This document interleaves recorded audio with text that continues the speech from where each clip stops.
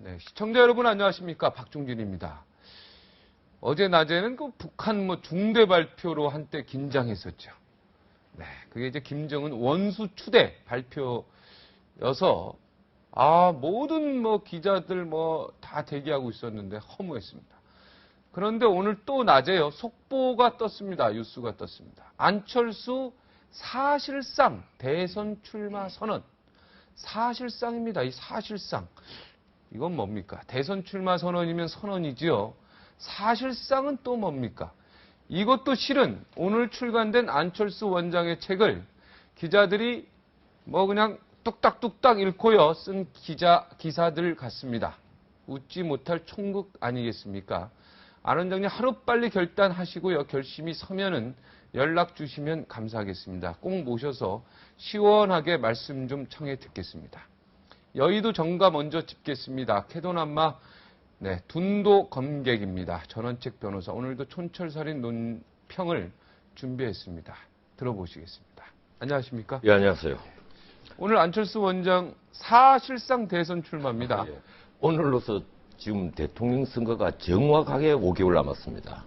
아직도 그런데 우리 대통령 후보들은 미래 권력, 미래 리더십은 오리무중이고 안개 속에 묻혀 있죠. 네. 이 박근혜 후보만 새누리당의 후보로 사실상 거의 확정된 것처럼 물론 경선이 남아 있습니다만 박근혜 사당과 말이 나오는 것과 마찬가지로 그 박근혜 의원이 후보가 되지 못한다에 그 돈을 걸 사람은 아무도 없을 겁니다. 네. 돈을 건다면요. 경선에서 이기는 그 부분 얘기죠. 그래서 말입니다. 네. 이 안철수 그 교수, 지금은 교수라고 불러야 되겠죠. 그분이 대담집을 냈더구만요. 이 책을 냈다는데 나는 우리 정치인들이 책을 낼 때마다 늘 궁금하게 생각하는 게 있습니다. 저도 출판들을 좀 했습니다만 과연 그분들이 직접 다 책을 쓴 것일까? 그 직접 썼다기보다는 남들이 이제 정리를 해주고 또 윤문을 해준 책들이 거의 대다수라는 저는 확정과 확신을 함께 갖고 있습니다. 네, 저도 확증을 갖고 있습니다. 근데 이번에 나온 책 내용에 이제 몇 가지 정책이 들어가 있다 이래서 오늘 당장 정치부 기자들이 사실상 대선 선언을 한 것이다. 이런 거거든요. 근데 그 정책이라는 것이 그렇게 지금 박근혜 진영. 이 책은 대담자가 쓴 거랍니다. 실제로. 박근혜 진영 또 민주당 진영하고 같이 구분이 되는 것이 거의 없는 것 같아요. 지금 저는 책을 안 읽었는데 보도 내용을 보면 그렇습니다. 근데 경제민주화라는 이런 정치적인 그 구호 이런 주장을 역시 하면서 그 안에 들어가 있는 내용도 순환 출자하는 방식을 막겠다. 이런 내용들이거든요. 어떤 그 새로운 비전을 제시하는 그리고 우리가 앞으로 나아가야 될 방향을 짚어주는 미래지향적인 어떤 구체적인 청사진은 보이지 않는다. 이런 것이 지금 정치부 기자들에게서 나온 얘기들입니다. 좌우지간 이 책을 매개로 해서 본격적으로 정치적 이제 발언을 계속할 것이고 또 대통령 후보로 나설 여지를 찾아보겠죠. 네. 본인으로서는 지금 대선 후보를 쉽게 선언하지는 못할 겁니다. 왜 그런가 하면 새누리당으로 갈 수는 없고 이제 민주당과도 일정 부분 거리를 둬야만 본인의 어떤 입지가 성립이 되는데 지금 정치적으로 무슨 대통령 출마 선언을 서둘 해버리고 나면 그 뒤에가 이제 막막해지는 것이거든요. 이 정책으로 어떤 구비를 한다라든지 지지층을 자기 지지층을 어떻게 독립시켜서 구별화 시킨다라든지 하는 것이 힘들어지는 거죠. 그래서 가장 최선의 시기를 계속 저울질할 것으로 보입니다. 네. 그런데 언제까지? 이런 것이 망한다는 거죠. 최소한 일국의 대통령이 된다. 우리나라가 참 큰 나라입니다. 인구가 5천만이 되는 나라예요. 국토는 작지만 이런 나라의 대통령이 될 것을 꿈꾸고 있다면 이 구체적인 어떤 정책과 비전을 본인 스스로가 가지고 있어야 되고 그쯤 되면 입이 건지러워서 못 참습니다. 반드시 벌써 말을 했었어야죠. 난 이런 비전을 갖고 있다. 이 기존의 이런 정치 세력들은 낡았다. 이래서 낡았다. 이래서 변화해야 된다. 이런 얘기를 해야 되는데 그걸 계속 망설인다는 것은 조금 이상합니다. 그래서 저는 일찍이 참을성이 많으신 분 안철수 같아요. 교수는 성격이 급해가지고요. 그 아니오를 빨리 먼저 얘기하는데. 안철수 교수는 결국 나는 출마하지 못할 것이다. 여기에 나는 배팅을 나 동지를 던지겠다. 이런 안철수 원장은 결국은 출마하지 못할 것이다. 나는 큰 돈은 걸지는 못하겠지만, 네. 물론 이 야권 후보 단일화를 위한 어떤 그 배후 공작으로서 출마 선언을 할 수 있겠죠. 네. 근데 문재인 후보라든가 김두관 후보와 이 단일화를 위한 어떤 도구로 자기가 그 뭐 불쏘시개가 될 뭐 그런 의미에서 출마 선언은 가능하겠지만 정말 진지하게 대권을 그 노리는 출마 선언을 한다면 저는 그 배후는 청와대가 아니면 난 그럴 가능성은 거의 없다고 봅니다. 배후에 청와대가 있어요. 배후에 만약에 MB가 있다면 그건 네. 모르죠. 아직까지는 살아있는 권력이니까. 네. 그렇다면 그 배후라는 얘기는 청와대에서 안철수 원장을 지원하지 않으면 이런 얘기죠. 예, 그렇죠. 네. 살아있는 권력이 지원을 한다면 또 다른 변수가 될 가능성은 있습니다. 그때는 출마할 수 있겠다. 그렇지 않다면 지금 안철수 그 교수가 독자적으로 정말 대권을 노려가면서 출마 선언을 하기에는 그래도 역부족적인 부분이 굉장히 많이 있습니다. 우선 조직이 없죠. 청와대 배후설에 대해서는 지금 전원책 변호사님의 그냥 지금 즉흥적인 이야기입니까? 오래전부터? 아니죠. 오래전부터 여러 군데서 많이 나오고 있지 않습니까? 이 안철수가 최초로 이 안풍이 뜬다. 이것이 이제 첫 보도였습니다. 작년에. 네. 이럴 때부터 그 밤 10시경에 이 트위터라는 SNS가 돌기 시작했거든요. 그리고 새벽 조간 1판이면 보통 그 뭐 3시 정도면 다 찍혀 나옵니다. 이 강원도에 가는 게 아마 일판으로 제가 알고 있는데 그런 신문들이 이미 안풍이 뜬다 이렇게 됐다면 나는 그것이 과연 몇 시에 편집이 됐겠느냐. 이건 뒤에 어떤 배경이 없고는 이것이 기획 기사가 아닌데 좀 이상하다.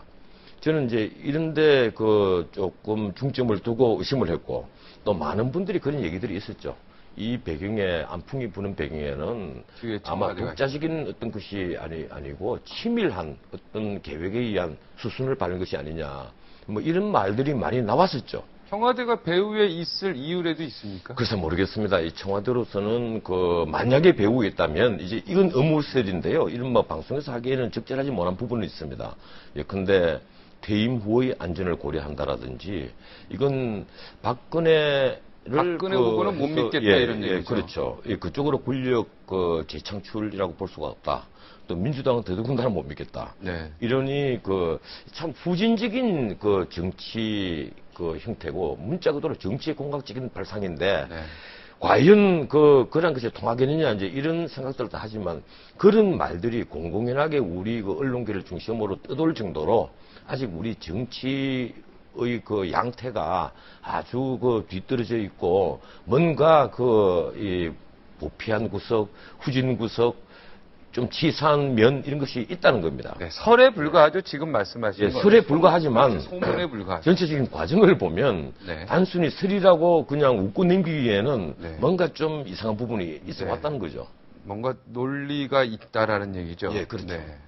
의도도 있어 보이고. 그렇지 않다면 지금 우리나라의 이 안풍이 이런 식으로 분다는 것은 이게 세계 정치 학사에 남을 만한 하나의 기록이 될 겁니다. 네.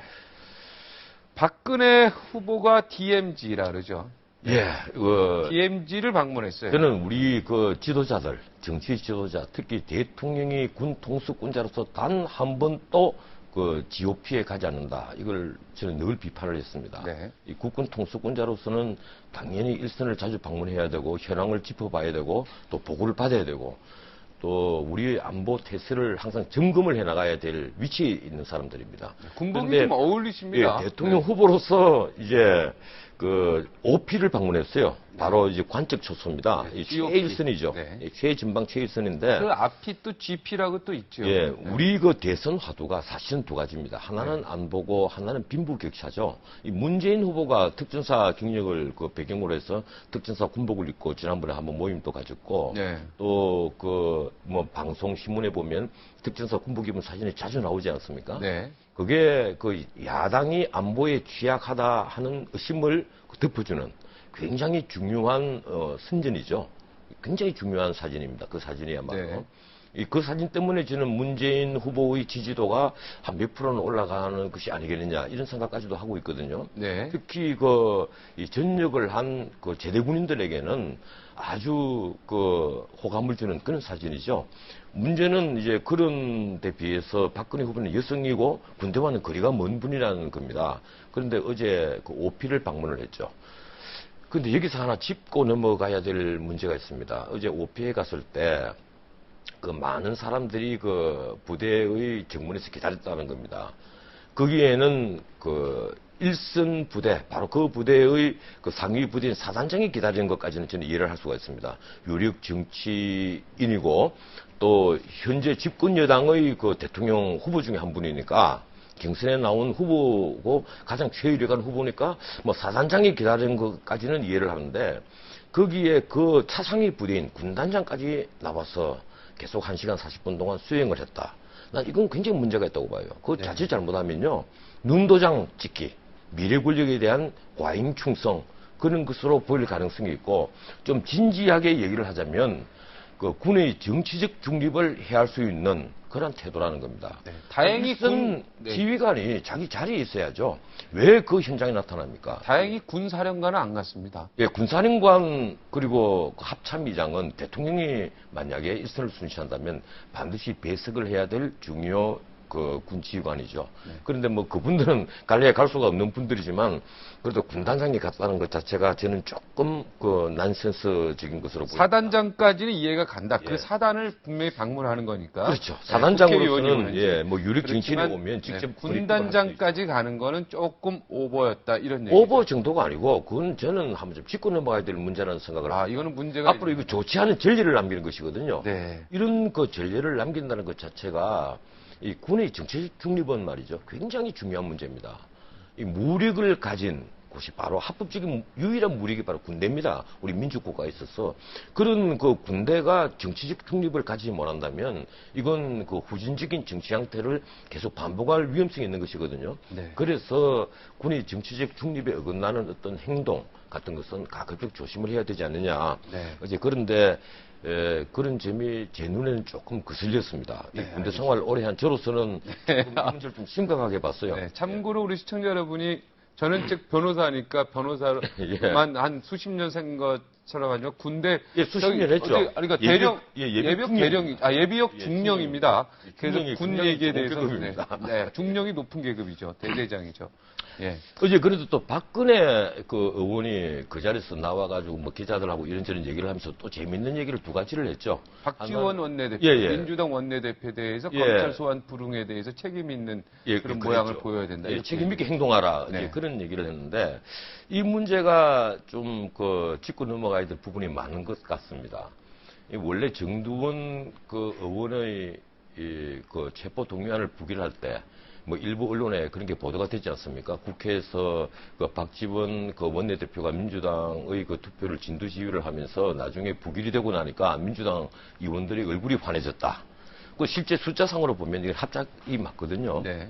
그 새누리당에 특히 쇄신파가 반란을 일으켰다는데 그 남경필 의원들이라든가 이런 분들은 의원총회에서부터 그 반란을 일으켰다는 것 아닙니까? 이게 전체주의냐? 이런 식의 표현까지도 이런 이상한 표현인데 그런데 문제는 민주당 얼굴이 환해졌다는 것은 결국은 이제 박지원 그 원내대표가 수사를 그 받고 있는 상황이었고 곧 그 소환을 앞두고 있었으니까 바로 그 문제와 그 연결이 된 것이 아니냐 이제 이런 추측을 많이 나왔죠. 근데 박근혜 후보는 일관성은 있었던 것 같은데 정두원 의원한테도 책임 있는 모습을 보여라 그랬고 책임 있게 행동하라 그랬죠. 박지원 원내대표에도 책임 있는 행동을 해라. 뭐 그렇게 따지면 일관성이 있는 건데 문제는 이 정두원 의원이 그 부결되고 나니까 그 소위 복도 정치라는 걸 했지 않습니까? 그래서 사당화 아니냐 뭐.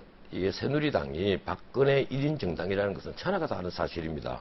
그런데도 새삼스럽게 이게 사당화다, 아니다. 이런 또 말이 나오는 것 자체가 아주 웃기는 거죠.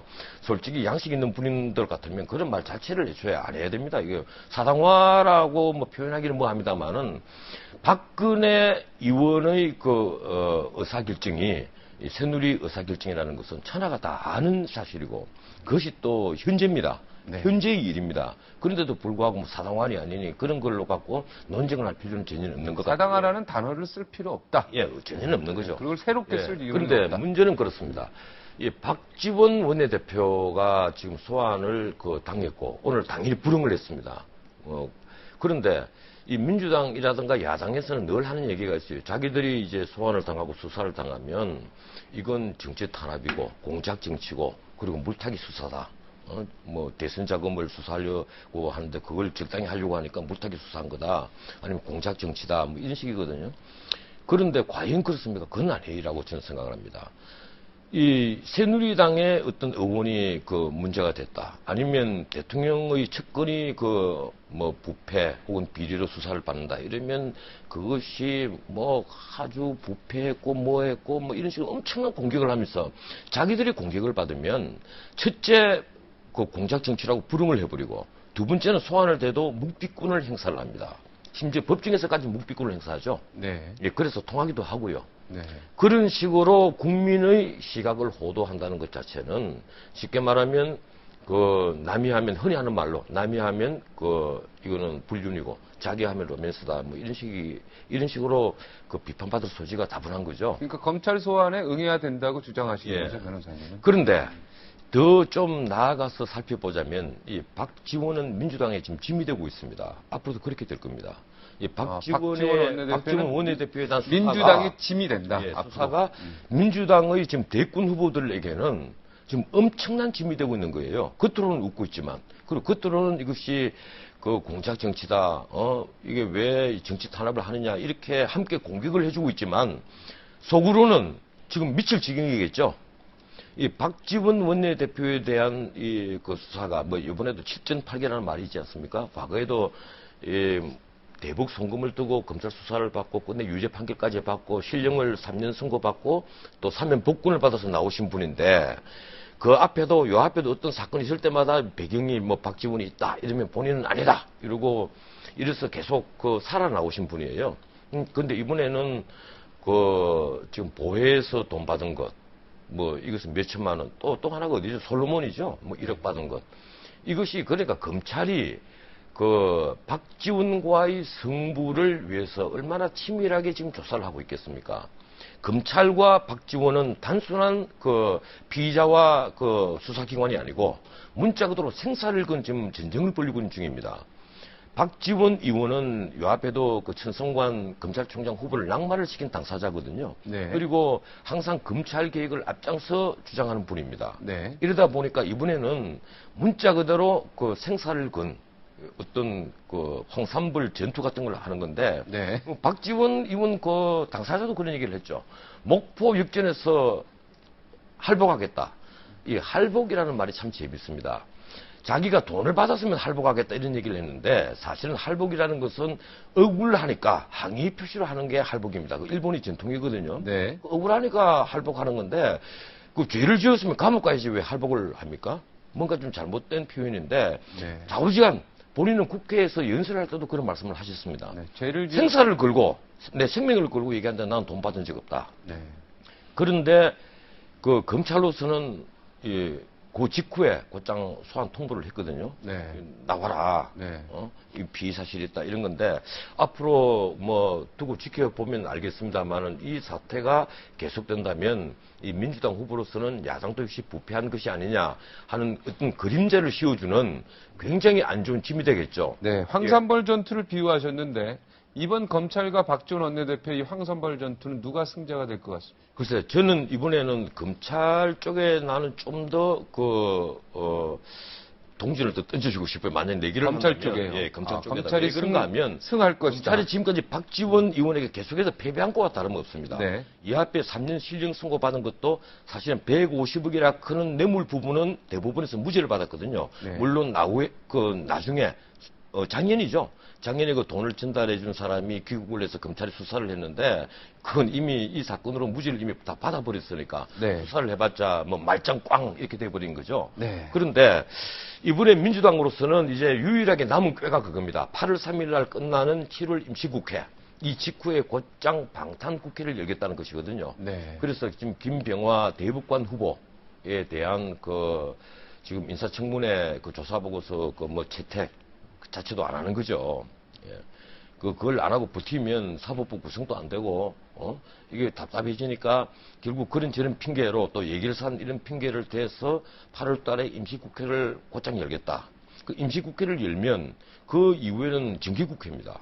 연말까지 계속 국회가 가는 계속 거죠. 방탄국회가 이어진다 이런 얘기죠. 방탄국회가 되면 결국은 박지원에 대한 수사를 물 건너가게 되는 거죠. 아, 그게 원래 시간이 그렇게 막 늘어지면 검찰이 수사 못하는 겁니까? 뭐 결국은 체포동의안이 만약에 부결된다면, 네, 부결된다면. 지금 뭐 정두원 그 체포동의안이 부결이 됐으니까 박지원 체포동의안이 가결된다는 것은 거의 물 건너간 거와 다른 모습 네네. 보이는데, 부결된다면 박지원 원내대표가 자신에서 검찰로 가지 않는 한 그분을 피의자로 수사를 할 방법이 전혀 없죠. 네. 예, 이러다 보니까 그 민주당으로서는 유일하게 지금 그 남아있는 방책이 방탄국회를 8월 4일 날 곧장 여는 것인데, 여기에 새누리가 동의할 것이냐 안 할 것이냐, 저는 이것도 그 굉장히 관심 있는 대목이다. 네, 관심 있는 대목이라고 네. 생각을 합니다. 네. 뭐 앞으로 지켜봐야 될 문제겠죠.